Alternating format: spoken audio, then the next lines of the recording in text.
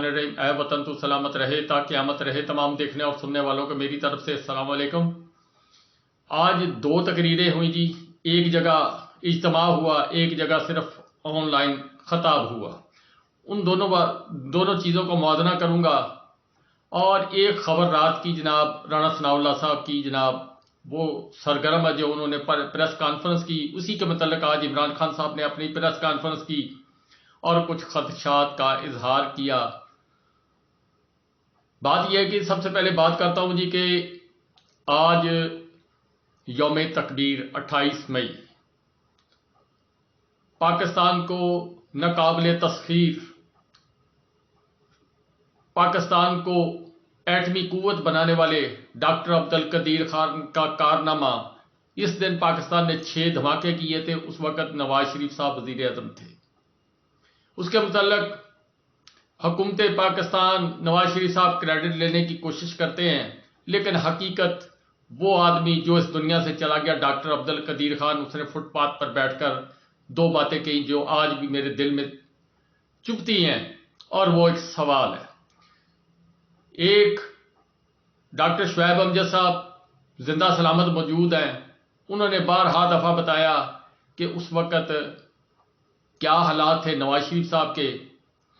اور کس طریقے سے وہ دھماکے کیے گئے کہ نواز شریف صاحب نے بٹن بھی نہ دبایا۔ اور دوسرا یہ جو میرے دل کو کانٹے کی طرح چبھتی ہے کہ پاکستان کے اندر جب سے پاکستان بنا اس وقت سے لے کر آج تک جس نے سر اٹھانے کی کوشش کی، جس نے پاکستان کے لیے کوئی اچھا کام کیا، اس کو یا غدار قرار دیا گیا، یا اس کو جناب پاؤں کے تلووں کے نیچے، جوتے کے نیچے روندا گیا، اس کی عزت کو خاک میں ملایا گیا۔ یہی کچھ ڈاکٹر عبدالقدیر خان کے ساتھ ہوا، یہی اس شخص کے ساتھ ہوا جسے لیاقت علی خان کہتے ہیں، یہی مادر ملت کے ساتھ ہوا جس نے پاکستان بنانے میں اہم کردار ادا کیا، یہی قائد اعظم تھا جس نے پاکستان کو تحفہ دیا، اس کی گاڑی روک کر رستے میں اس کے ساتھ جو کچھ ہوا، یہی کور کمانڈر ہاؤس جس کو منحوس لوگوں نے آگ لگائی یا جو بھی اس کے ساتھ بدتمیزی کی، جس کی جتنی مذمت کی جائے، یہ گھر قائد اعظم صاحب نے خریدا لیکن ان کو نہ دیا گیا،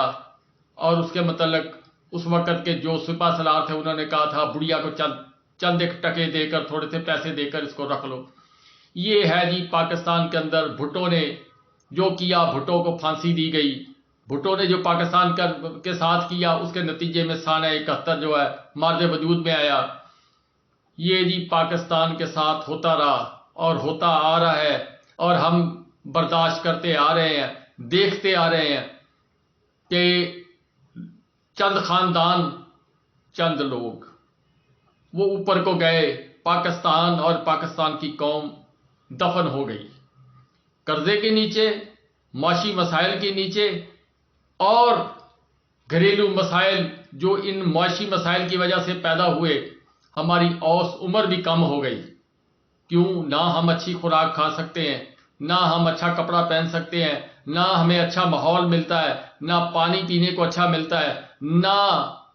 ہمیں دل کی خوشی ملتی ہے۔ ہم صبح اٹھتے ہیں پریشانی میں، رات سوتے ہیں پریشانی میں، بچے کا چہرہ دیکھتے ہیں پریشانی میں، بیوی کو دیکھتے ہیں پریشانی میں، ماں کو دیکھتے ہیں پریشانی میں، باپ کو دیکھتے ہوئے الجھے ہوئے سوالات اس کے چہرے پر جھریوں کی شکل میں نظر آتے ہیں، چھوٹے بہن بھائیوں کو دیکھتے ہیں بہت سے مسائل نظر آتے ہیں، آگے پاکستان کا مستقبل نظر نہیں آ رہا، جبکہ ہمارا ہمسایہ ملک جہاں پاکستان میں جو کارخانے آ رہے تھے وہ شفٹ ہو گئے انڈیا میں، مرسڈیز، ٹیسلا، اور اس کے علاوہ ایپل، اور اس کے علاوہ بڑی بڑی صنعتوں نے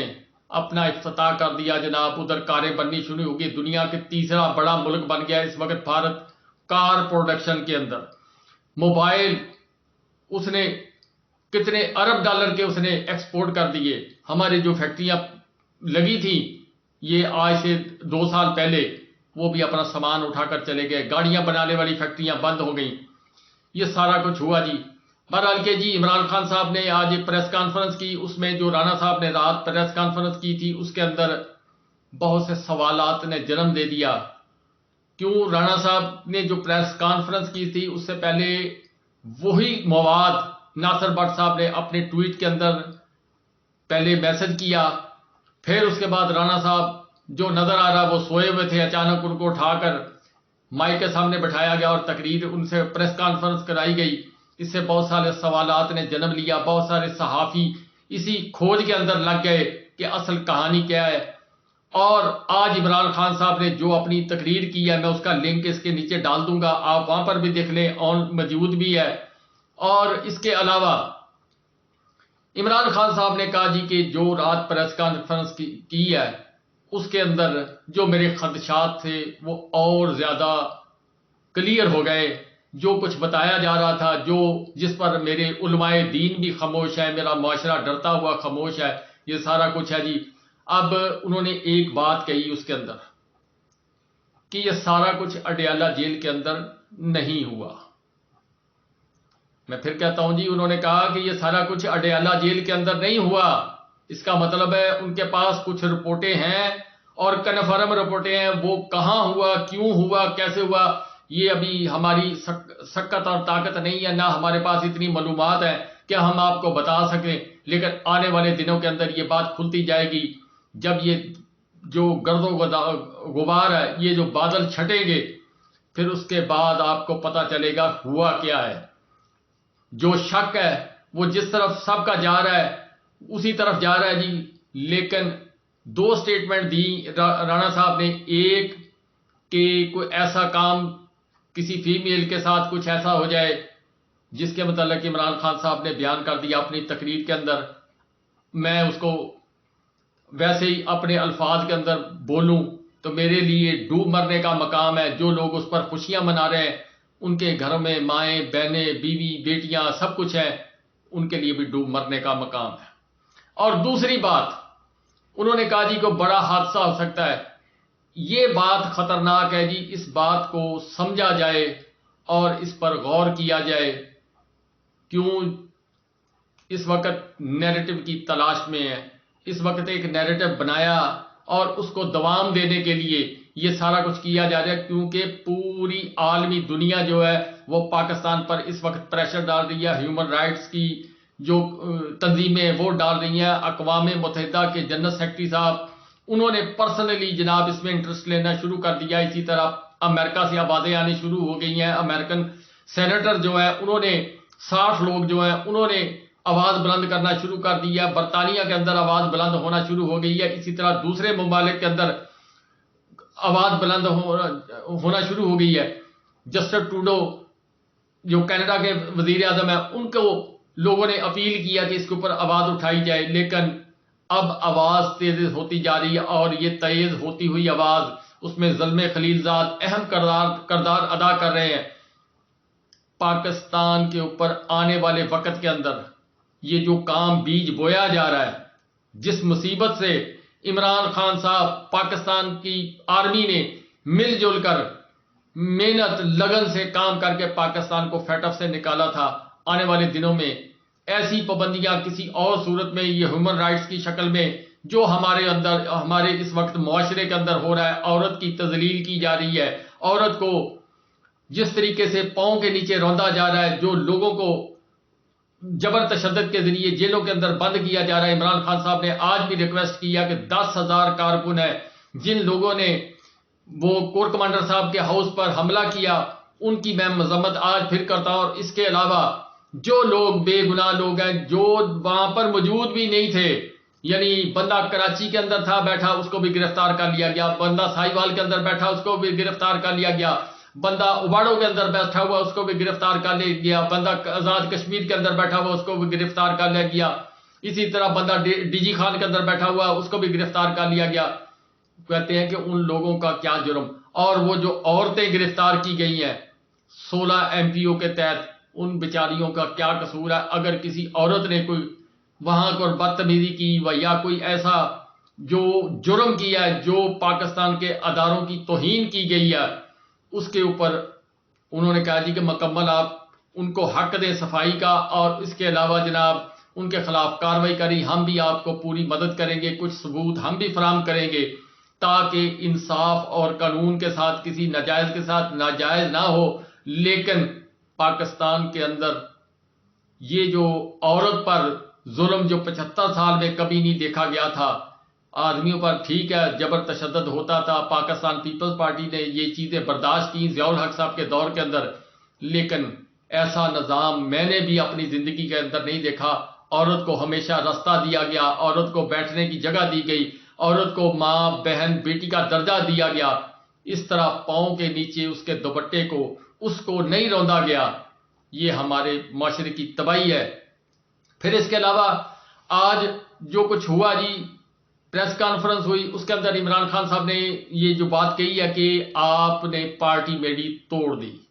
آپ نے اور جتنے آدمی توڑ لیں. 125 آدمی اس میں تقریباً 100 تو چلے گئے ہیں جی. جو پریس کانفرنس کرتے ہیں وہ ماشاءاللہ وہ پویتر ہو جاتے ہیں، گنگا نہا لیتے ہیں، اس کے بعد وہ سارے گناہ معاف ہو جاتے ہیں ان کے، اور وہ چلے جاتے ہیں جی اس تلاش کے اندر. کوئی جہانگیر ترین صاحب کا آشیانہ ڈھونڈ رہے ہیں، جو کچھ پاکستان مسلم لیگ کا ڈھونڈ رہے ہیں، کچھ جو علامہ اقبال صاحب کے شاگرد ہیں، مفاہمت کے بادشاہ، ان کی طرف جانے کی کوشش کر رہے ہیں. وہ کہتے ہیں جی بھی جتنے لے جانے لے جاؤ، سارے لے کے جانے سارے لے جاؤ. لیکن ملک پاکستان کی خاطر میں آپ سے اپیل کرتا ہوں کہ 1 ہفتہ 2 ہفتے 3 ہفتے 4 ہفتے لے لیں اور اس کے بعد آپ الیکشن کروا دیں تاکہ ملک بچ جائے، آپ کی حکومت آ جائے. مجھے کوئی اعتراض نہیں، آپ برسر اقتدار دوبارہ آ جاؤ الیکشن کروانے کے بعد، مجھے کوئی اعتراض نہیں. لیکن پاکستان کی سٹیبلٹی اسی میں ہے کہ صاف اور شفاف الیکشن کروائے جائیں. اب اس کا جواب یہ ہے کہ جس طرح 4 سال ہو گئے نواز شریف صاحب کو باہر گئے ہوئے، 13 ماہ ہو گئے جی ان کی اپنی حکومت آئے ہوئے، نواز شریف وطن واپس نہیں آئے. اسی طرح اب پاکستان تحریک انصاف کارنر ہو گئی جناب. پاکستان تحریک انصاف کا ووٹر سپورٹر چھپ گیا، انڈر گراؤنڈ ہو گیا، سوشل میڈیا تباہ و برباد ہو گیا، عمران خان صاحب کے دفتر بند ہو رہے ہیں. یہ سارا کچھ ہو رہا ہے جی کیوں؟ پاکستان تحریک انصاف کے چیئرمین اس وقت تھوڑا سا مالی کرائسس کا بھی شکار ہو گئے. کیوں؟ اس کی وجہ سے کیوں کہ جو اکاؤنٹ تھے وہ جوائنٹ اکاؤنٹ تھے، اور جوائنٹ اکاؤنٹ جو ہے وہ فریز ہیں اس وقت. اس کی وجہ سے عمران خان صاحب جو کل پریس وہ اپنا صحافیوں سے ملاقات کی، اس کے دوران بھی عمران خان صاحب نے اے سی کا انتظام نہیں کیا، ہال کے اندر نہیں، کھلی ہوا کے اندر وہاں پر بٹھایا گیا صحافیوں کا، اور پھر وہاں پر ان سے ملاقات کی. اور عمران خان صاحب نے کہا مجھے پتا چلا کہ بجلی کتنی مہنگی ہو گئی ہے. تو عمران خان صاحب مالی طور پر بھی پریشان ہے، پارٹی کی طرف سے بھی تھوڑے سے پریشان ہے، لیکن کانفیڈنس اس بات کا ہے کہ عوام میرے ساتھ ہے. اور عوام کے بلبوتے پر انہوں نے جناب آج بھی پریس کانفرنس کی اور اپنی عوام سے کل بھی انہوں نے یہ کہا تھا کہ مجھے کوئی ٹینشن اس بات کی نہیں ہے، جب میرا ووٹ بینک ختم ہو جائے گا میں سمجھوں گا میری پارٹی ختم ہو گئی. اور یہ حقیقت بھی ہے جس کی مثال آج لبرٹی کے اندر جناب یوم تکبیر کے حساب سے جناب پاکستان کی موجودہ حکومت نے ایک فنکشن رکھا ہوا تھا، اور وہاں جتنے لوگ آئے ہیں وہ بھی دیکھ لیں. عوام نے جو رد عمل دیا ہے اس کے بعد یہ مزید سوچ بچار میں پڑ گئے ہیں. شاید 1 اکتوبر کے اندر الیکشن یہ سوچ رہے تھے، اور ان حالات کے دوران آج جو کچھ لاہور نے بائیکاٹ کیا ہے اس کے بعد شاید یہ سوچنے پر مجبور ہو جائیں کہ جس طریقے سے ہم نے پہلے یہ سارا نظام درم برم کیا، اسی طرح اب ہم الیکشن بھی نہ کروائیں، تب ہی ہماری کرسی بچ سکتی ہے. اگر الیکشن ہو گیا تو پھر ہمارا صفایا ہو جائے گا. وجہ یہ جبر تشدد،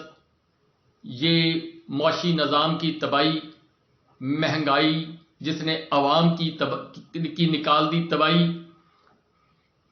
عوام ترس گئی کھانے کو، عوام ترس گئی اچھا کپڑا پہننے کو، عوام ترس گئی روزگار کے لیے. صنعت کار پریشان ہو گیا، دکاندار پریشان ہو گیا، کسان پریشان ہو گیا، پاکستان کا ایکسپورٹر پریشان ہو گیا، پاکستان کا امپورٹر پریشان ہو گیا، پاکستان کے دوست ممالک پریشان ہو گئے، جو لانے والے تھے وہ پریشان ہو گئے، جنہوں نے بھیجا تھا ان کو کہ جا کے آپ معاملات کو ہینڈل کریں وہ پریشان ہو گئے. آج وہی ان کو کہہ رہے ہیں کہ صاف شفاف الیکشن کراؤ، ملک کی بقا اسی میں، ہم کسی کے ساتھ نہیں ہیں،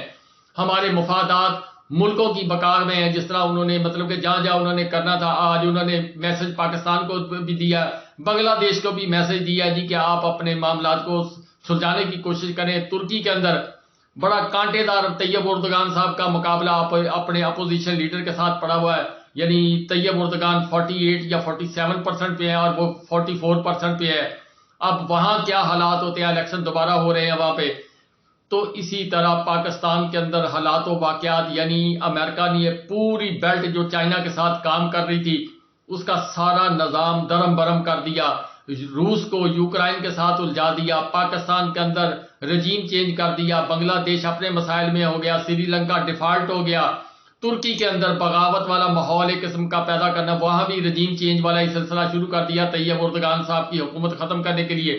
बेशुमार इन्वेस्टमेंट वहां की जा रही है, जो लॉबिंग है वो की जा रही है। अवाम अब क्या तैयब उर्दगान साहब को दोबारा मुंतखब करती है या नहीं करती, ये इलेक्शन होगा तो पता चलेगा। उसके मतलब 1-2 दिन में या 3-4 दिन में रिपोर्टें आना शुरू हो जाएंगी, क्या पोजीशन है फिर आपको वादे करेंगे। सवाल ये है जी कि जिसने नवाला छीना गरीब का, जिसने नवाला छीना सफेद पोश का, जिसने नवाला छीना मजदूर का, सरकारी मुलाजम का, वो बेचारा बोल तो नहीं सकता, उसकी इतनी ताकत है। अब तो बड़े बड़ों की बोलती बंद हो गई है। जो बड़े बड़े अरबपति थे पाकिस्तान तहरीक इंसाफ के अंदर, वो तौबा माफी करते हुए जा रहे हैं और मफाद परस्त तो वैसे ही चले जाते होते हैं। लेकिन ओवरऑल अगर पाकिस्तान की कंडीशन देखी जाए तो बड़ी नागुफ्ता बे है। और ये 2 बच्चे जिनके ऊपर अब पाकिस्तान के तमाम हलके, तमाम हुकूमती अदारे आस उम्मीद लगाकर बैठे हैं, अगर आपका दिल मानता हो कि पाकिस्तान को ये क्राइसिस से निकाल लेंगे, जिन्होंने 1 घंटा 1 मिनट काम नहीं किया, एक तिनका उठाकर इधर से इधर नहीं रखा, सिर्फ आर्डर किया, ये ले आओ वो आ गया, वो ले आओ आ गया, ऐसे कर दो हो गया। क्या इनसे आप तवक्को कर सकते हैं कि ये पाकिस्तान को मसाइल से निकाल लेंगे? ये सवाल मैं आप पर छोड़कर बस यहाँ पर बात ख़त्म करता हूँ। बाकी अल्लाह ताला को पता जी कि दूसरी खबरें कुछ जो भी होंगी, जो मौजूद अदलिया के साथ हो रहा है, जो पाकिस्तान के अदारे जो कुछ अवाम के साथ कर रहे हैं, जो पुलिस का किरदार है, ये तारीख में लिखा जाएगा। ये जो स्याह दौर है पाकिस्तान का, ये तारीख के अंदर लिखा जाएगा, इसके किरदार लिखे जाएंगे और इसका एनालिसिस होगा। इमरान रियाज खान के मतलब आज कुछ खबर आई है कोई थोड़ी बहुत, लेकिन मैं अभी तस्दीक तो नहीं कर सकता, लेकिन सुनने में आया जी कि वो जिस जगह पर भी हैं वो जिंदा हैं, ये बताया गया। अब इसमें कितनी सदाकत है, क्या है, अल्लाह पाक से दुआ करो वो भी रिहा हो, समी इब्राहिम साहब भी रिहा हो, और पाकिस्तान पे आज पिंडी इस्लामाबाद के अंदर अल्लाह ताला ने एक झटका दिया है, जल्जला आया है जिसकी रेक्टर स्केल पर 6 या कुछ जो है वो है। तो इससे आप समझ जाओ ये दूसरा जल्जला आया और